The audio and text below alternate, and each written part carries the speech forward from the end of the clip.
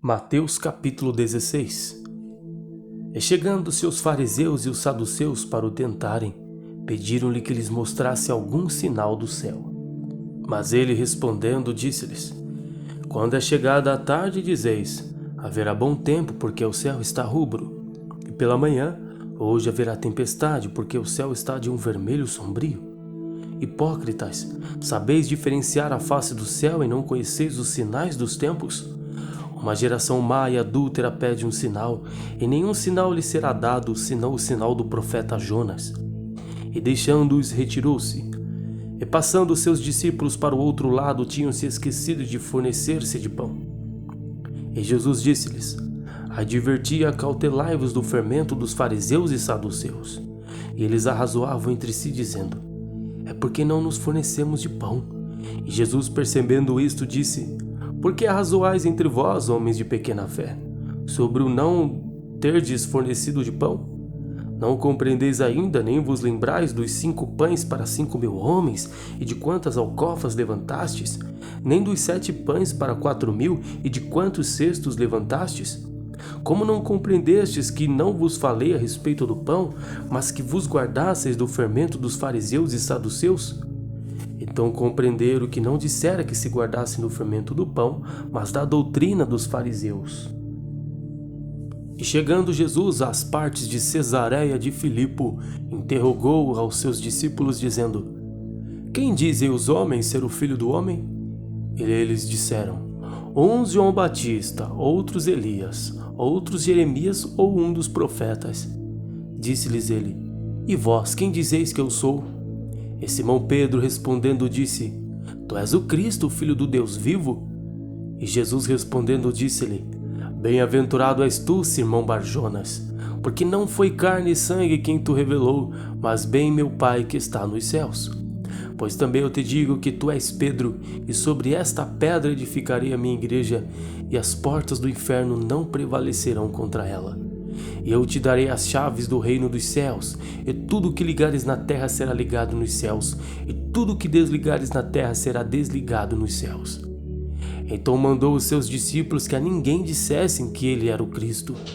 Desde então começou Jesus a mostrar aos seus discípulos que convinha ir a Jerusalém, padecer muito dos anciãos e dos principais dos sacerdotes e dos escribas, e ser morto e ressuscitar ao 3º dia.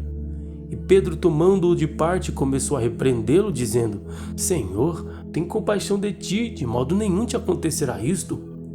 Ele, porém, voltando-se, disse a Pedro: Para trás de mim, Satanás, que me serve de escândalo, porque não compreendestes as coisas que são de Deus, mas só as coisas que são dos homens.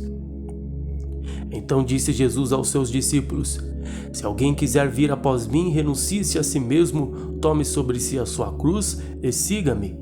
Porque aquele que quiser salvar a sua vida, perdê-la-á, e quem perder a sua vida por amor de mim, achá-la-á.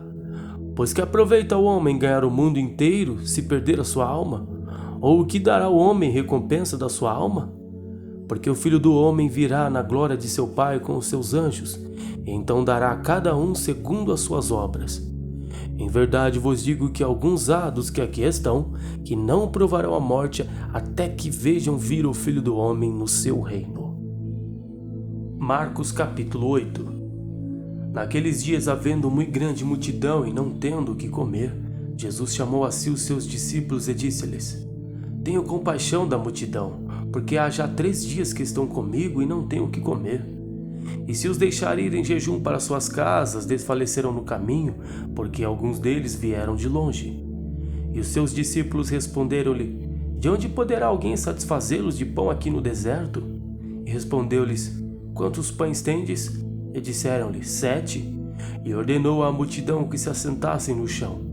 E tomando os 7 pães e tendo dado graças, partiu-os e deu-os aos seus discípulos, para que os pusessem diante deles, e puseram-no diante da multidão. Tinham também uns poucos peixinhos, e tendo dado graças, ordenou que também los pusessem diante. E comeram e saciaram-se, e dos pedaços que sobraram, levantaram 7 alcofas. E os que comeram eram quase 4.000, e despediu-os. E entrando logo no barco com seus discípulos, foi para as partes de Dalmanuta. E saíram os fariseus e começaram a disputar com ele, pedindo-lhe para o tentarem um sinal do céu. E suspirando profundamente em seu espírito, disse: Por que pede esta geração um sinal? Em verdade vos digo que a esta geração não se dará sinal algum. E deixando-os, tornou a entrar no barco e foi para o outro lado. E eles se esqueceram de levar pão, e no barco não tinham consigo senão um pão. E ordenou-lhes, dizendo: Olhai e guardai-vos do fermento dos fariseus e do fermento de Herodes. E arrazoavam entre si, dizendo: É porque não temos pão. E Jesus, conhecendo isto, disse-lhes: Para que arrazoais que não tendes pão? Não considerastes nem compreendestes ainda? Tendes ainda o vosso coração endurecido? Tendo olhos não vedes e tendo ouvidos não ouvis? E não vos lembrais, quando partiu os 5 pães entre os 5.000, quantos cestos cheios de pedaços levantastes? Disseram-lhe 12. E quando partiu os 7 entre os 4.000, quantas alcofas cheias de pedaços levantastes? E disseram-lhe 7.